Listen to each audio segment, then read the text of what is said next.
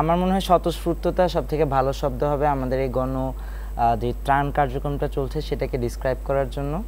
কারণ আমরা সাংগঠনিকভাবে কতটুক ত্রাণ কালেক্ট করতে পেরেছি বা কতটুক ফান্ড কালেক্ট করতে পেরেছি সেটার পরিমাণ যদি আমরা ধরতে চাই সেটা অত্যন্ত নগণ্য। কিন্তু বাংলাদেশের মানে বিশেষ করে ঢাকার মধ্যে আমরা যেই আশানুতীত একটা সাড়া পেয়েছি এবং স্বতঃস্ফূর্তভাবে সাড়া পেয়েছি। আমাদের কিন্তু ভলেন্টিয়ার আমরা মানে আমাদের এমন ছিল না যে আমরা 100 জন 200 জনের ভলেন্টিয়ার রেডি আছে, তারা হচ্ছে আমাদের প্যাকিং করবে, তারা সব কিছু গুছিয়ে গাছিয়ে মানে ট্রাকে তুলে দিবে।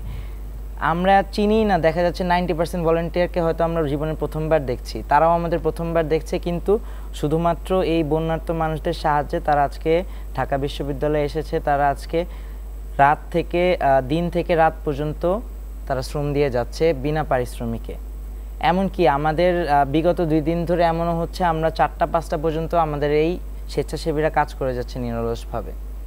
তো আমরা এটা আসলে বাংলাদেশ বৈষম্যবিরোধী ছাত্র আন্দোলনের কৃতিত্ব না, এটা আসলে বাংলাদেশের মানুষের কৃতিত্ব।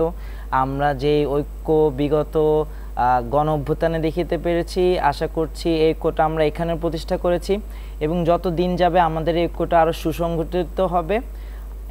আমরা যেই লক্ষ্য নিয়ে আসলে এই গণ অভ্যুত্থানটা অনুষ্ঠিত হয়েছিল, সংগঠিত হয়েছিল, আশা করছি সেই দিকে আমরা এগিয়ে যেতে পারবো। আর আমাদের কার্যক্রম নিয়ে যদি একটু বিস্তারিত বলি, আমরা কিন্তু শুরু করেছিলাম অনেক স্বল্প পরিসরে। আমরা যখন ফেনীর খবরগুলো পাই, আমরা ওই দিন রাত্রে কিছু ত্রাণ সহ খুব সম্ভবত 1 ট্রাক আমাদের 2টো টিমকে আমরা 2 টাইমে পাঠিয়ে দিই।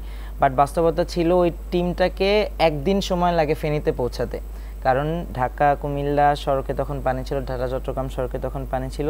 সেই পরিপ্রেক্ষিতে আমাদের সেখানে তাদেরকে পৌঁছাতে 1 দিন লেগে যায় এবং আমরা সেখান থেকে কোনো তথ্যও পাচ্ছিলাম না যে আসলে সেখানে অবস্থা কি। এমনও সিচুয়েশন গেছে যে এর পরের দিন আমরা 2 দিন পরে হয়তো তাদের সাথে আমরা যোগাযোগ স্থাপন করতে পেরেছি যে তারা কতটুকু কি করতে পারছে। সেই পরিপ্রেক্ষিতে থেকে যে আমরা যখন দেখলাম যে রেস্কিউ অপারেশন আসলে আমাদের ভূমিকা নেয়ার মতো নেই, কারণ না তো আমাদের ওইভাবে ট্রেন্ড মানুষজন আছে যারা এক্সপার্টিস, সেই এক্সপার্টিসটা আমাদের নেই ওইভাবে। সেই হিসেবে আমরা পরিকল্পনা সাজিয়েছিলাম যে আমরা ত্রাণ নিয়ে কাজ করি।